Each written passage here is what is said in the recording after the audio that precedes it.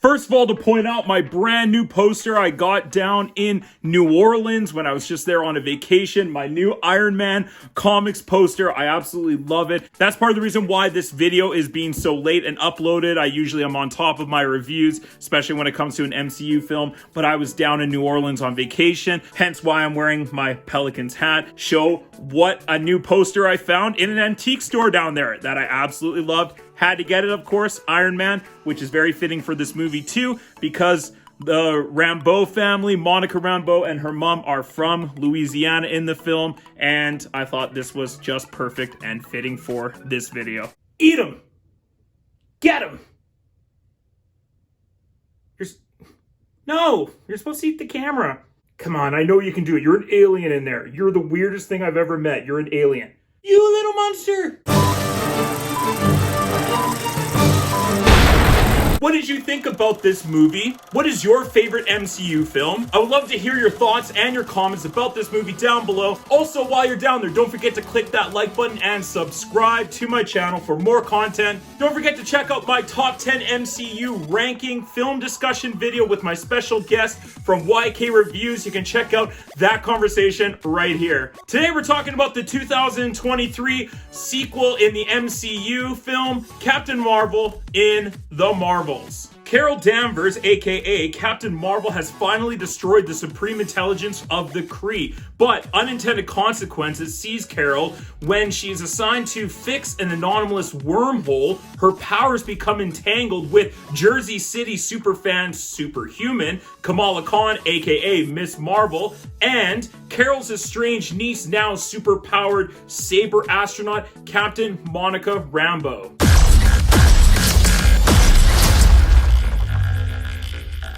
What is happening to me? She's entangled our light-based powers. So we switch places whenever we use them. So I wasn't the biggest fan of the first Captain Marvel movie. When I heard the Marvels was coming out, I actually was a little bit more excited just because there was going to be more people that were superpowered than just Captain Marvel in this film, and I wanted to see what they were going to bring out in her. So what did I think of Nia DaCosta's The Marvels? It was fun. It was not bad. You know, there were some things that I did love about it. The biggest standout is the three main leads. Brie Larson as Captain Marvel, Teyonah Parris as Captain Rambeau, and especially Iman Vellani as Kamala Khan / Ms. Marvel. The three of them together have this great on-screen chemistry. It is strong and vibrant. The comedy is right there with the three of them. They have a really nice dynamic. They have a lot of fun together on screen. You can tell that they're just riffing back and forth. Of course, we knew that Kamala was going to fangirl over meeting Captain Marvel, and that is a really funny through line throughout the film for her. It's this great running joke as she doesn't get to fangirl out because of this circumstance that they're in, and then when she finally gets to, and there's just a lot of funny moments and comedy, but especially between those three. Oh my god, we're a team.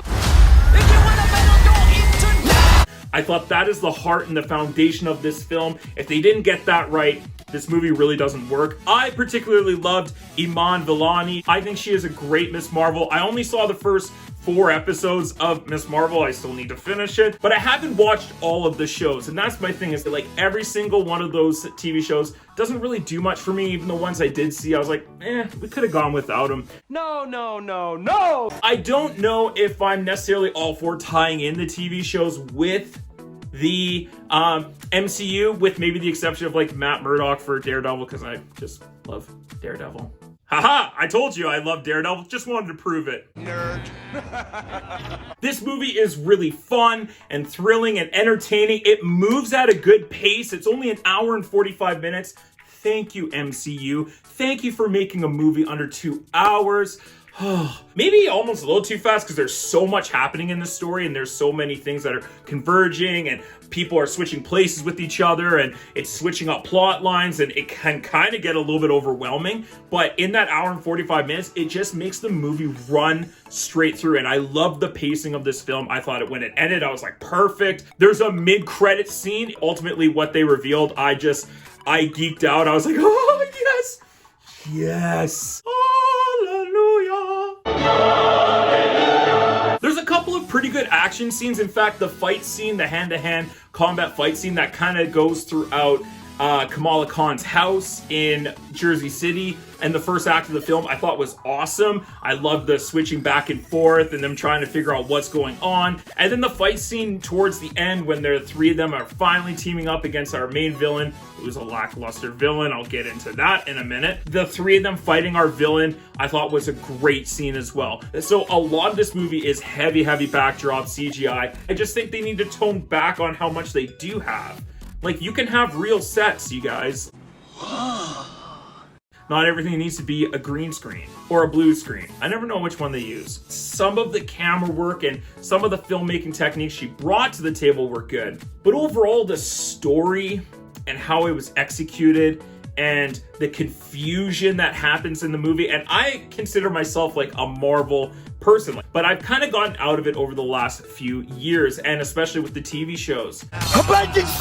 Things were confusing, and like, you're just supposed to accept things at face value and not question it and just like roll with it, but there's so many questions I have, and I'm just trying to figure things out. I'm sure it'd be a lot easier if I had watched every single Marvel Disney Plus TV show, and I think then this movie might make a lot more sense. But man, there were times where I was going like, what is happening? I feel like I'm taking crazy pills!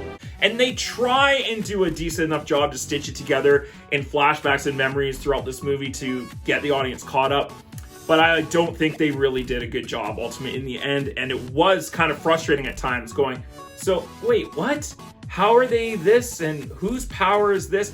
And speaking of the powers, it was confusing. Like, at times I thought this person is going to be able to do this and not be able to pick up this person because they can't fly and pick up objects, but then all of a sudden, like, within a course of like 30 minutes, they're, you know, flying through planets and going through people, and then there's some plot points in this movie they're just abandoned like partway through the film. Like, I didn't know where they were really going with the film for a lot of the movie. I will say I did enjoy this film a bit more than Captain Marvel. The three characters playing off each other were great. It was nice to have Captain Marvel be a little bit more vulnerable and having other people to play off of, and it just brought out a lot more of her character and her likeness, and I just think she was a lot better portrayed in this film too. Like, Brie Larson did a pretty good job in this film. But what I liked that the first Captain Marvel film did better was a more grounded story, FBI partner detective film with Nick Fury for part of it, and like, it's just a much more of a simplistic storytelling film,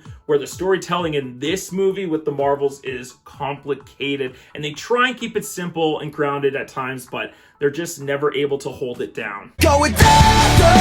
This movie sort of trips and falls over itself trying to make like a significant point or a significant theme come across that actually hasn't already been explored, quite frankly, better in other MCU films. So it doesn't feel like it has anything significant or new to say. It doesn't feel fresh. But then there were some jokes, and all I'm gonna say is cats. Memories all alone in the moonlight. As much as I loved Goose in this film and him as a cat, there are so much cat stuff in this movie. It feels very thrusted in and shoved in there.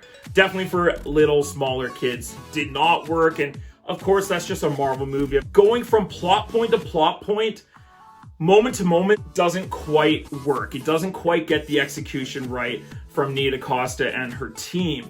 It feels very messy, underwritten, underdeveloped in some ways. Zawe Ashton, the actor who plays our villain, I can't remember the villain's name, did a very good job with the performance. There's nothing wrong with the acting of it, but how that part was written and ultimately executed, and how we're supposed to like sympathize, but not really, with this character, I just forgetful villain is what I'm trying to say. And both movies have a villain problem, and thus brings me back to our directors. I think the problem with both Captain Marvel, the first film, and the Marvels is that both these directors had visions, were trying to execute something, and then of course it feels like the studio got involved, and then ultimately their films came out where they don't seem to have a artistic flair or anything that like pops or stands out. Like when you watch Guardians of the Galaxy, you can tell that James Gunn, and he has that artistic flair. Both of the Captain Marvel films just don't have that, and it's too bad, because I feel like if someone came in with a really strong vision and it was given it to them and they executed it, these movies could be a lot better. Is this the worst Marvel movie in the MCU? No, totally not. I've seen a lot worse. I've walked out of some Marvel movies going, whew, that was bad. I didn't have that with this film. I actually walked out with a smile on my face. I had a good time. I thought it was pretty entertaining. It was fun. Make sure you shut your brain off, because most times I'm able to do that, but this movie really tests your ability to turn off your brain and just sit there and just have fun and just enjoy it. I'm a coyote with sunglasses. Yeah, you are. Please make sure you click that like button and subscribe to my channel for more content. Also, comment down below, what did you think of The Marvels? What did you think of this MCU film? And I would love to hear, what is your favorite MCU film? So overall, I had a lot of fun with this film. I was pretty entertained. I wasn't like a masterpiece, but it's definitely not on the worst end of the MCU either. So I'm gonna go ahead and give The Marvels a B-. Thank you so much for checking out Mr. Teach Film Preach. The fact that you come and support this channel means so much to me, so thank you for doing that. Come back and check out some other reviews, like the top 10 MCU films discussions with my special guest YK Reviews, my top 10 favorite Martin Scorsese films. Have a great day, everyone. Stay focused, stay awesome, and as always, let's get taught.